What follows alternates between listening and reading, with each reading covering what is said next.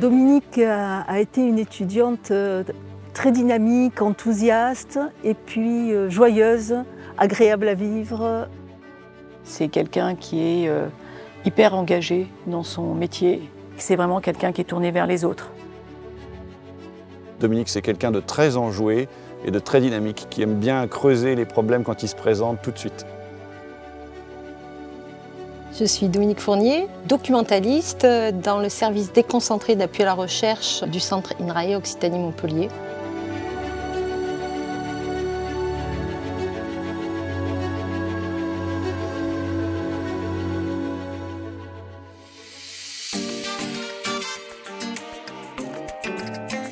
Je bénéficie d'une petite équipe que j'encadre, qui comprend 4 personnes.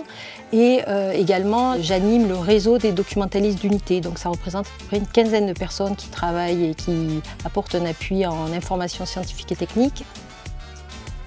Au niveau du centre, j'accompagne les chercheurs pour tous les aspects liés à la publication, la recherche documentaire, la gestion de l'information, les accompagner pour le dépôt de leurs publications dans HAL. Je les accompagne jusqu'à ce qu'ils publient. Et ensuite, ma deuxième mission, c'est la bibliométrie. Donc j'analyse des corpus de publication sur une thématique et je produis des indicateurs qui sont stratégiques pour INRAE.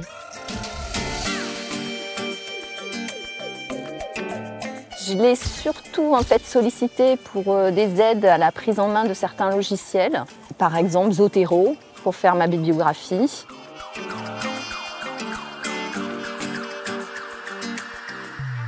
Dominique a mis en place des suivis bibliométriques par unité qui nous sont extrêmement utiles au moment des évaluations. Tout ce qui est après la publication et l'aspect un peu synthétique dans un domaine de recherche ou sur une unité particulière, c'est quelque chose qu'en tant que chercheur, on ne sait pas bien faire. Et ça, elle en avait, je pense, conscience et elle a fait les bons choix. Nous, au partenariat, on a besoin de la bibliométrie que réalise Dominique pour comprendre à quel partenaire on peut proposer de travailler avec quel chercheur. Et ce travail qu'elle fait avec nous permet de repérer exactement le bon chercheur pour le bon partenaire. Elle m'aide aussi, par exemple, à corriger des erreurs sur le référencement de certaines publications qui n'ont pas été bien attribuées ou qui sont en doublon, par exemple. Donc elle nous fait gagner du temps. Elle trouve un point d'équilibre avec un équilibre qui est très serein, très apaisé et dont nous, au SDAR, on bénéficie de ces ondes positives.